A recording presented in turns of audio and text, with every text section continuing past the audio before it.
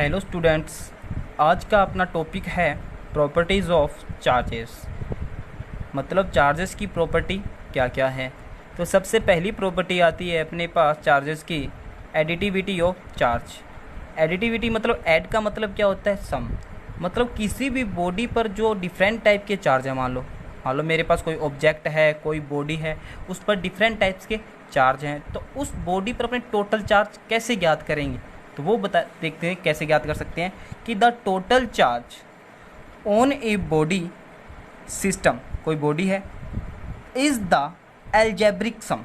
उन सभी को क्या कर देंगे, अपने सम कर देंगे, of all charge located anywhere on the body.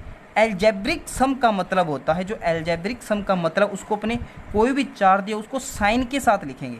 कैसे लिखेंगे, साइन। जैसे पॉजिटिव है तो पॉजिटिव के रूप में लिखेंगे, नेगेटिव है तो नेगेटिव के रूप में लिखेंगे। देखते हैं कैसे। मान लो मेरे पास कोई एक क्या है, बॉडी है, जिस पर डिफरेंट टाइप के चार्ज दिए, जैसे Q1 Q2 Q3 डैश जैसे Qn चार्ज है। अगर इन सभी का मैं क्या कर दूं, सम कर दूं, तो मेरे पास क्या आ जाएगा, उस बॉडी पर टोटल चार्ज आ जाएगा। तो Q इक्वल टू कितना होगा, Q1 plus Q2 plus dash dash dash dash Qn। इसी प्रकार अपने एक एग्जाम्पल देखते हैं कि suppose the charge in a body, suppose the charge in A body is +2 microcoulomb. और अपने को पता है 1 माइक्रोकुलम बराबर कितना होता है, 1 माइक्रोकुलम बराबर होता है 10 की power -6 coulomb, plus 4 microcoulomb minus 3 microcoulomb and 6 microcoulomb है। कोई बॉडी थी, उस पर ये 4 टाइप्स के क्या दिए, चार्ज हैं, 2 microcoulomb plus 4 microcoulomb minus 3 microcoulomb और plus 6 microcoulomb respectively. Then the total charge of the body. अपने को पता है टोटल चार्ज ज्ञात करने के लिए, अपने को क्या फाइंड करने के लिए, उन सभी को क्या करेंगे, अपने सम करेंगे। तो देखो कितने चार्ज थे, तो Q equal to Q1 plus Q2 plus Q3 plus Q4। और मैंने बताया था एल्जेब्रिक सम का मतलब होता है उन सभी को अपने साइन के साथ लिखेंगे। तो Q equal to +2 microcoulomb plus 4 microcoulomb plus minus, देखो साइन के साथ लिख दिया ना, -3 माइक्रोकुलम प्लस 6 माइक्रोकुलम। सभी का सम करेंगे। देखो 4 और 2 कितने हो गए, 6 और 6 कितने हो गए, 12 में से -3 किया तो कितने आ गए, 9 माइक्रोकुलम। तो इस प्रकार अपने किसी भी बॉडी पर डिफरेंट टाइप के चार्ज दिए हों तो अपने क्या कर सकते हैं, उस बॉडी पर टोटल चार्ज निकाल सकते हैं। दूसरा आता है अपने पास property invariance of electric charge. Invariance of electric charge, ये इनवेरियंस ऑफ इलेक्ट्रिक चार्ज क्या करता है, किसी बॉडी पर जो चार्ज होता है, किसी बॉडी पर जो चार्ज होता है वो वेलोसिटी पे डिपेंड नहीं करता। तो देखो change on the body does not, sorry, charge on the body does not change what ever be its speed. मतलब वेलोसिटी पे डिपेंड नहीं करता। मान लो कोई बॉडी रेस्ट में है, रेस्ट में जो उसका चार्ज है वही क्या रहेगा, उसका मोशन में रहेगा। कहने का मतलब ये हुआ, जो चार्ज है वो वेलोसिटी पे डिपेंड नहीं करता, चाहे वो बॉडी किसी भी वेलोसिटी से मूव करिए, चार्ज उसका वही रहेगा जो उसका रेस्ट में था। तो Q का मतलब होता है चार्ज, जो रेस्ट में वही क्या रहेगा, Q इक्वल टू मोशन।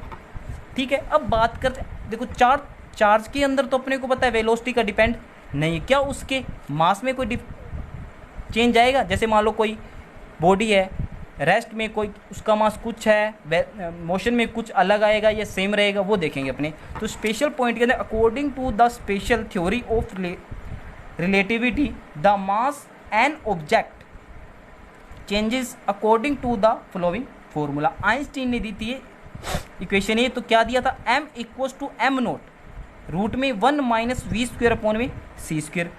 तो अपने को पता जो m0 होता है mass of object in rest, rest के अंदर मास को बताएगा कौन, m0। m होता है mass of object in motion में, जो मोशन में मास है वो किसको कौन बताएगा, m। यहाँ पे v होता है वेलोसिटी ऑफ ऑब्जेक्ट, मतलब वो ऑब्जेक्ट किस वेलोसिटी से मूव कर रहा है। c होता है speed of light in vacuum. अपने को पता है स्पीड ऑफ लाइट वैक्यूम की वैल्यू कितनी होती है, 3 × 10⁸ मीटर पर सेकेंड। और ये वेलोसिटी बहुत ही ज़्यादा होती है। मतलब अगर जो ऑब्जेक्ट है अपनी स्पीड ऑफ लाइट से कम स्पीड से क्या कर रहे हैं, मूव कर रहे हैं, मान लो जो v की वैल्यू है c से कम है, तो देखो ऊपर वाली वैल्यू क्या होगी, कम होगी, नीचे वाली वैल्यू क्या है, c ज़्यादा। अगर अपने किसी कम संख्या के अंदर, नंबर के अंदर कोई लार्ज नंबर का डिवाइड करें तो अपने को ऑब्वियस सी बात है जो आंसर आएगा 1 से क्या आएगा, छोटा आएगा। अगर उसको फिर अपने 1 में से माइनस करें तो आंसर 1 से और छोटा हो जाएगा, और उसका रूट करें तो आंसर 1 से क्या होगा, छोटा। अगर नीचे वाला पोर्शन छोटा आ रहा है तो ऑब्वियस सी बात है उसका मास क्या होगा, बढ़ेगा। अब जैसे जैसे वेलोसिटी बढ़ती जाएगी उसका मास भी क्या होगा, बढ़ता जाएगा। अगर मान लो किसी ऑब्जेक्ट को अपने लाइट की स्पीड से फेंके, स्पीड ऑफ लाइट, अगर v इक्वल्स टू क्या जी c, तो v अपॉन में c दोनों इक्वल हैं तो अपने आप कैंसिल हो जाएंगे। यहाँ पे आंसर कितना है 1, 1 माइनस से कितना होया 0, और एम नोट अपॉन में आंसर कितना है 0। तो एम नोट अपॉन किसी भी नंबर के नीचे अगर डिवाइड में 0 है तो उसकी वैल्यू कितनी होती है, इनफाइनाइट। कितनी होती है, इनफाइनाइट। अगर किसी भी ऑब्जेक्ट को अगर अपने स्पीड ऑफ लाइट से फेंकी तो उसका जो मास आएगा वो बहुत ज़्यादा आएगा अपने पास। ये था अपने पास इनवेरियंस ऑफ इलेक्ट्रिक चार्ज, दूसरी प्रॉपर्टी।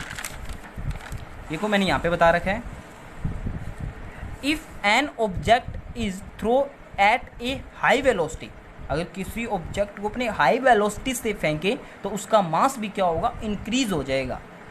अब बात करते हैं स्पेसिफिक चार्ज, इसी का पॉइंट है स्पेसिफिक चार्ज। क्या होता है, चार्ज अपॉन में मास का जो रेशियो होता है, चार्ज अपॉन में मास, इस रेशियो को ही क्या बोलते हैं, अपने स्पेसिफिक चार्ज।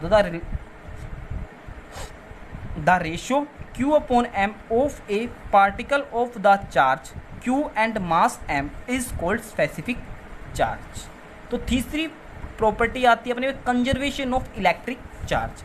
अपने 11th में पढ़ के आए थे कंजर्वेशन ऑफ एनर्जी। अपने को पता है जो एनर्जी होती है इसको ना तो अपने क्या कर सकते हैं, डिस्ट्रॉय कर सकते हैं, ना उसको क्रिएट कर सकते हैं, बट उसको अपने एक ऑब्जेक्ट से दूसरे ऑब्जेक्ट में क्या कर सकते हैं, ट्रांसफ़र कर सकते हैं। सेम वही बात यहाँ पे है चार्ज। चार्ज को अपने ना तो क्या कर सकते हैं, डिस्ट्रॉय कर सकते हैं, ना ही क्या कर सकते हैं, उसको क्रिएट कर सकते हैं, बट उसको एक ऑब्जेक्ट से दूसरे ऑब्जेक्ट में क्या कर सकते हैं, ट्रांसफ़र कर सकती हैं। और यही कहलाता है अपना कंजर्वेशन ऑफ चार्ज। तो देखो, charge can not be either created और destroyed, it can only be transfer from one body to another, hence the total charge of isolated system is always conserved। देखो बात करते हैं, फॉर एग्जांपल मान लो मेरे पास एक कोई ग्लास रोड है और एक सिल्क है, इनको मैंने रब नहीं किया, मतलब बिफोर रब, मतलब रब करने से पहले की बात। तो अपने को पता है ग्लास रोड पर भी कोई चार्ज नहीं है और सिल्क पर भी कोई चार्ज है। रब करने से पहले मान लो इसको मानो आप ग्लास रोड और पेंसिल को मानो सिल्क। अभी इनको मैंने रब नहीं किया तो इस पर भी चार्ज 0 है, इस पर भी चार्ज कितना है, 0। तो टोटल चार्ज कितना हुआ रब करने से पहले, 0 + 0। तो टोटल रब करने से पहले चार्ज कितना आया, 0। फिर मैंने क्या किया, दोनों को रब किया।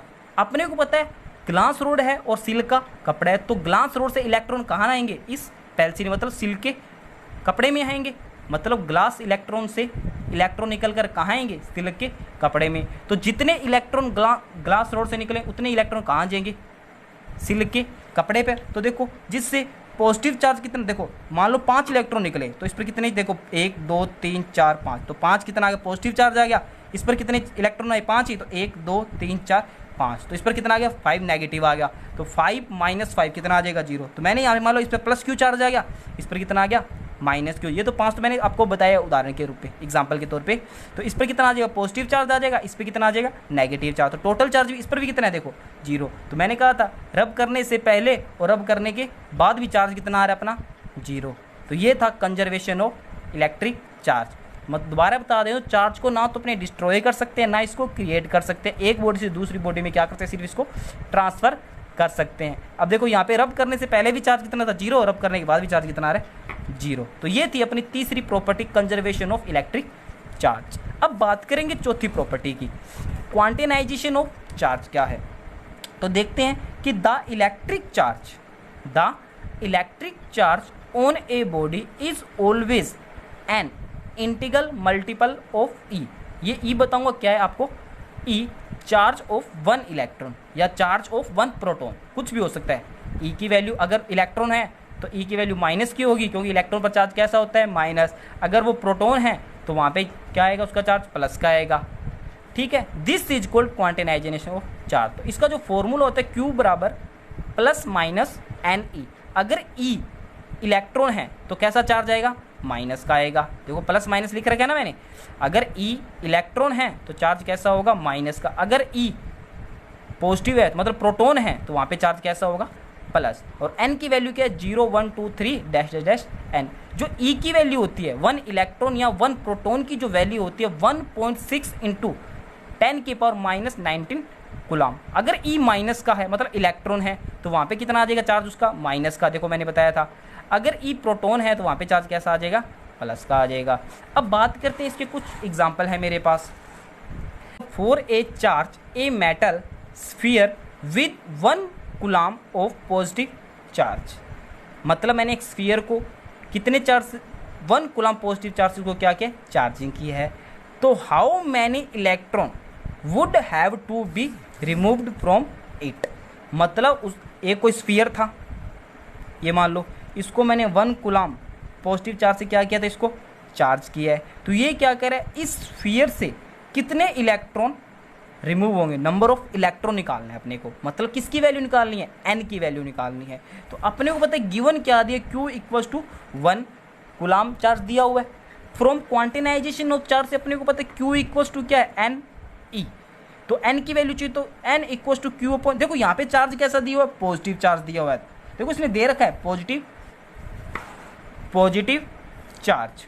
तो q इक्वल्स टू कितना आ गया n equals to q upon में e, q की वैल्यू कितनी है 1 और e की वैल्यू कितनी है पॉजिटिव 1.6 इंटू 10⁻⁻19। तो n की वैल्यू कितनी, इसको सॉल्व करने के n की वैल्यू है 6.25 इंटू 10⁻18 इलेक्ट्रॉन रिमूव हो गए अगर उसको 1 कूलम चार्ज से क्या किया जाए चार्ज किया जाए। तो सेकेंड न्यूमेरिकल क्या है, what is the total charge in the nucleus helium. वो क्या कहता है जो हीलियम है उसके न्यूक्लियस में कितना चार्ज होगा, और अपने को पता है किसी भी न्यूक्लियस में क्या होते हैं प्रोटॉन होते हैं, और हीलियम के न्यूक्लियस में कितने प्रोटॉन होते हैं 2। अपने को इसका जो फॉर्मूला वो 2, हीलियम की पावर कितनी होती है 4। ये तो कितना किसको बताता है नंबर ऑफ प्रोटॉन, ये किसको बताता है मास, नंबर ऑफ मास। तो जो हीलियम है उसके न्यूक्लियस में कितने प्रोटॉन हैं 2, तो प्रोटॉन प्रेजेंट इन हीलियम कितने हैं 2।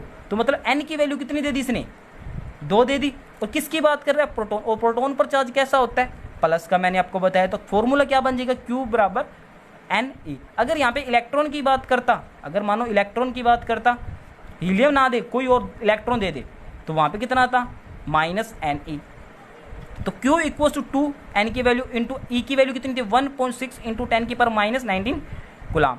तो 1.6 को 2 से मल्टीप्लाई किया तो 3.2 इंटू 10⁻⁻19 कूलम। तो ये था आज का अपना टॉपिक कि चार्ज की जो प्रॉपर्टीज़ है क्या होती है। पहली प्रॉपर्टी में हमने पढ़ा था कि एडिटिविटी ऑफ चार्ज क्या होता है, कि मतलब किसी भी बॉडी में अपने टोटल चार्ज कैसे निकालते हैं। दूसरा पढ़ा था इन्वेरिएंस ऑफ चार्ज, मतलब उस पर जो चार्ज होता है उसका वेलोसिटी का कोई डिपेंड नहीं होता, वेलोसिटी का कोई इफेक्ट नहीं होता, जो उसका रेस्ट में चार्ज रहेगा वो उसका मोशन में चार्ज रहेगा। बट मास चेंज होता है, बट उस बॉडी का मास चेंज होगा जिस जिस वेलोसिटी से मूव करती जाएगी, जैसे जैसे वेलोसिटी बढ़ती जाएगी उसकी वैसे वैसे उसका मास भी क्या होता जाएगा उस बॉडी का इंक्रीज होता जाएगा। कौन से फॉर्मूले से m equals to m0 root में 1 - v² अपॉन में c²। तीसरी पढ़ी थी conservation of charge. Conservation of charge अपने को पता है ना तो चार्ज को डिस्ट्रॉय ना क्रिएट कर सकते बट उसको एक बॉडी से दूसरी बॉडी में ट्रांसफर। और लास्ट पढ़ा था